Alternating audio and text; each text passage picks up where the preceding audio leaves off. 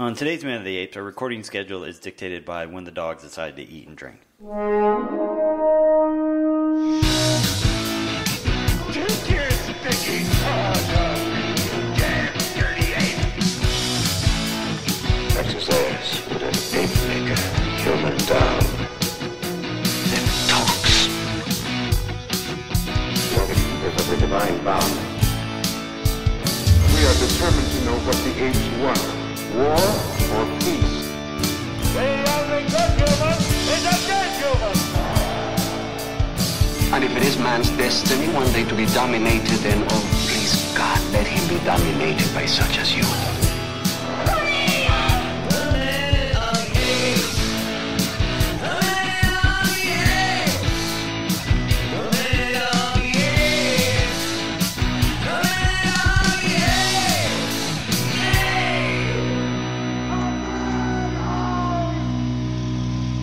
Hello and welcome to Minute of the Apes, a daily podcast where we break down every minute of the Planet of the Apes movies, 1 minute at a time. And yes, that's true. My little beagle Lucy decided during the initial recording of the tease to start doing the... Oh, she's a sweetheart. Oh, she's a sweet little girl. Oh, my goodness. But... Oh, my goodness. It's a good thing Baby girl. that the big dog Jake wasn't. It sounds literally... You know that scene in Force Awakens when it's that big thing and Finn goes and drinks out of the water? Uh-huh. That's the way Jake drinks. He's just... Romp, romp, romp. He's so loud. But we're in my house today. We've been in my house all last week, so we're here again. Yeah. Here we are, Monday. We are at minute 31. Does anyone have any business real quick we need to attend to, or can we get to the minute? I already went to the bathroom. Go. Oh, God. It's always bathroom talk with you. Bathroom talk. Tell us what's going on in minute 31, All right, Sean. Minute 31, we start with a woman asking, "So you're a member of Breck's party, huh?" And ends with Caesar's actions catching the governor's attention. All right, let's take a listen to minute 31 of Conquest of the Planet of the Apes. So you're a member of Breck's party, huh? Now I understand how you got all those big contracts. He's good for this country, good for all of us. You really think he's going to make it, don't you? I don't know of anyone who could stop him. Bring up Lot 8. Lot 8. One male chimpanzee in early prime and perfect physical condition.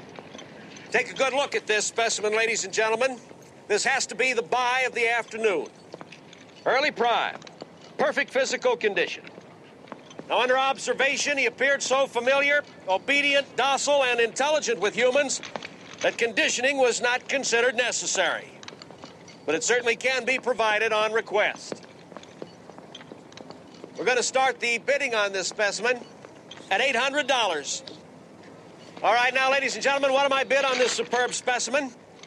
Bidding starts at $800. What am I bid for this superb specimen? As minute 31, we have courtyards worth of gorillas, chimpanzees, orangutans, imported apes, Caesar, and a planet's worth of humans. Can we stop recording? I'm sorry, I was looking at the window at a bird that flew by. Can we stop recording like long stretches, because I like my voice better when we start in the mornings and I have a deeper voice when it's not warming up. Oh, you mean 2 weeks in a row? Yeah, okay. So we're really trying with Conquest a new format of that we get together. If we're going to get together, we're going to do 10 minutes at a time. We crank these out 2 weeks in a row over session. 1 day. That's like pulling the curtain back, dude. Oh, I don't mind pulling the curtain back. It's Monday. It's motherfucking Monday, and we're waking up, and that's it, because we don't monkey beep anymore. You did the first F of the week, so all right. Happy fucking Monday. Oh, it's Richard. So anyway, so you said woman. This woman is actually Mrs. Riley. Is this the blonde woman from earlier? This is the blonde woman from earlier who's ape. At the library, concierge is Lisa. No. Okay. Yeah, this is Mrs. Riley, who we saw at the hair salon, who then took the book and told Lisa to go home. We then saw her at the restaurant. This is Mrs. Riley again. So her name is Asa Maynor. Asa? It's ASA. It wouldn't be Asa. I think Asia Mazer. Asia what? She was born in 1936. Ooh, goodness. Wow. It only has now... her last credited role is Conquest of the Planet of the Apes, but she began a career in 1956. So she was working for about 16 years up to this, and it was mostly what I can see: Twilight Zone, the FBI, McHale's Navy, 87 Precinct. There are a few TV series. I wonder why she stopped after this. You would think they would credit. So she's in her 80s now. Yeah, if she's still alive. Because she's not credited on anything, there may not be anybody keeping up her page. Oh, wow. Yeah. But, she had some chops. So, why? Why put this same woman? Why is she important? Because if I've seen her before, outside that she's Lisa's handler. Okay, there's my answer too. Yeah. She's Lisa's handler. But she gets a featured moment in this that... So, what's missing is there was an entire scene that was supposed to happen in the office to bring Breck and McDonald and a couple of assistants back. Uh-huh.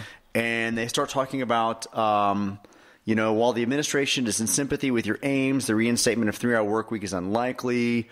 Change is not likely to impossible. Send it over my signature. Here's the latest IQ profile on the apes all tested within the last 4 weeks. Show that to Mr. McDonald. He thinks I'm imagining things.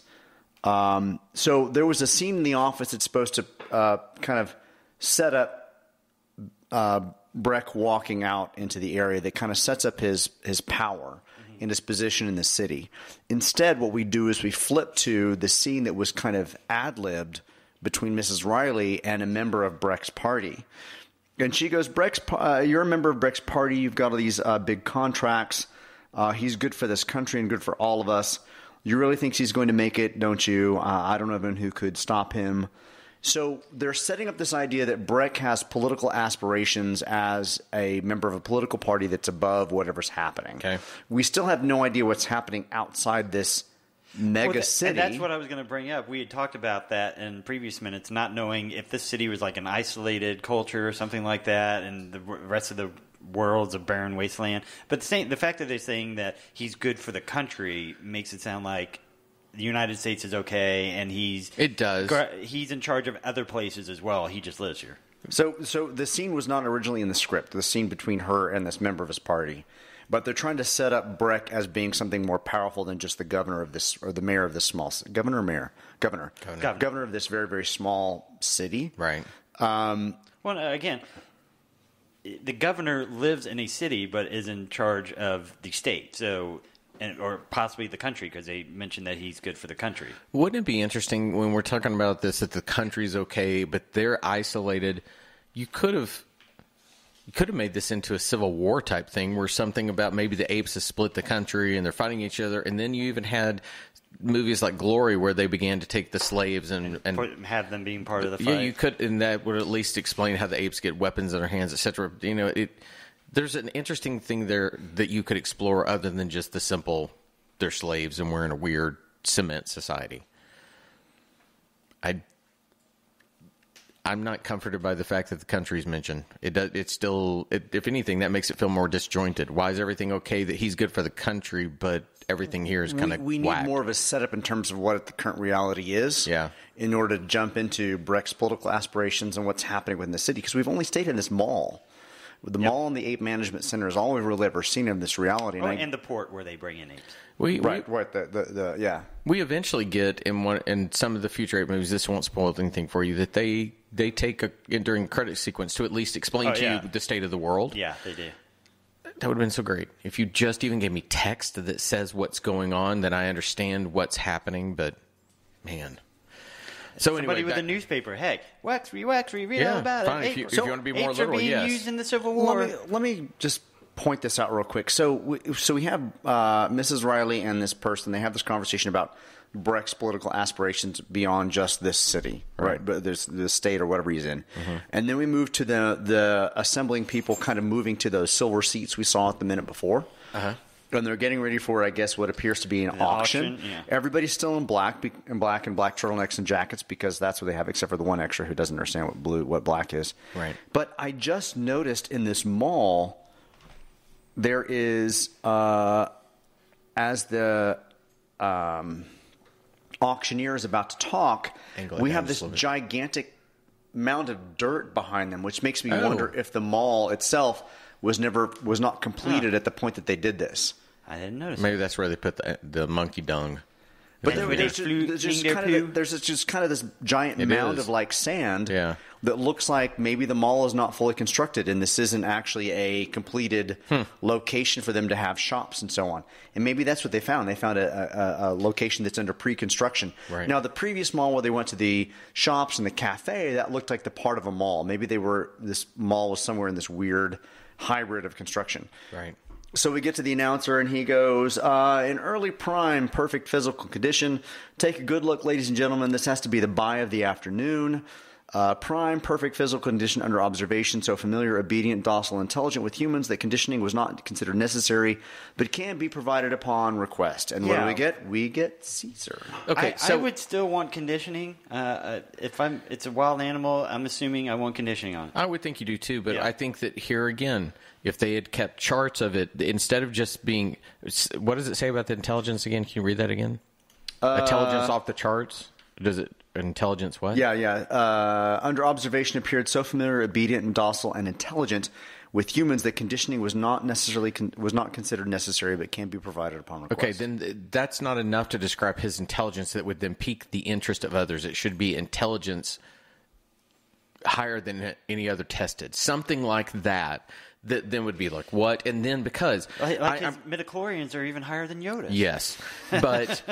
There needs to be something that says, then when we see in this moment that he at least begins to bend down to pick up the thing that fell, right? A guard is just holding handcuffs that he drops. And so Caesar's going to do something that shows intelligence, which I don't really understand why that's intelligent. Sweet, stupid Caesar helping the guard out. Yeah. But what I'm curious about, too, does it say anything about what Caesar's thoughts are that he's supposed to be thinking while he sees all this? Because this is, once again, he's now put into the environments that he might have only seen before. Does it at least give what he's thinking? No, it says during this, Caesar and his handler pass angle on Breck, who looks at Caesar and then is programming back to Caesar with a growing interest and a hint of suspicion. Handler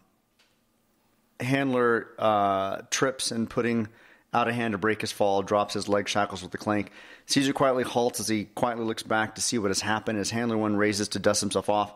His hands back down, hands him back the leg shackles with barely a perceptible bow. So I guess Caesar is supposed to give his leg shackles back to the handler, and that's supposed to be the tip-off for Breck. There was no tripping and falling. It's literally the guard just opens his hands and drops the... Well, Caesar is first led by the handler in front of the audience. Mm-hmm. It's not really the audience doesn't seem to care. Like, there's no, like, you know what, in those scenes of slaves being sold, they're always like interested in the person. He's kind of pushed in front of them, and there's kind of like in this. In an actual auction, you would have things set up days beforehand so people could go and check out the merchandise. And I'm selling artwork. I want to go see the artwork. You would I don't at least want have a folder with that. I don't want to show up on the day of the auction, look at it, and make my decision then. I want to make my decision beforehand. Well, the reason I asked about his thoughts too is I'm curious as he's being led around. What is it that they're trying to tell me in this? What information am I supposed to get from this? I thought, am I supposed to see through Caesar's eyes the travesty of being sold, the way he's looked at as a commodity, that he's more, He's supposed to show one moment that shows that he's smart with the leg shackles. It's not enough. That Breck picks up on. Well, he's led in front of this audience, and there's probably 20 people sitting in these metal chairs that are supposed to be the audience that are going to bid on him. Right. And kind of unusually, we have Mrs. Riley sitting down and Lisa behind her, but we have no other people with apes or chimpanzees as assistants behind them. Right. Just suddenly, Mrs. Riley and Lisa are there, and as Caesar is led behind them, they just pan past them as if they're nothing to even look at. Right. Yeah. We then see other chimps and apes kind of shackled to the pillars, monuments behind them in the same courtyard, and then Caesar's kind of led up onto the platform while Breck just overlooks. I mean, it's a scene that has a lot of potential for tension. Tons. And there's no tension there at all. And that's kind of even why I was asking, what is he supposed to be thinking? What am I supposed to get from this? Because it's not enough to get that he's being sold and he picks up some shackles. Not enough. Your scene has to have layers beyond that. You've got to tell me Caesar now is thrust into this environment that's incredibly foreign to him. He's been a circus chimp. He's seen people that are there to see the entertainment and the show, and now he's seeing himself in a very different manner. He may have been on that chain when he's led around at a circus, whatever it may be, but we've got to get new information, and this scene provides nothing. No. And so when he goes to pick up the shackles, it gives me nothing. I already know he knows how to do that. Are you telling me that an ape wouldn't know to pick that up? Is it because he hasn't had conditioning?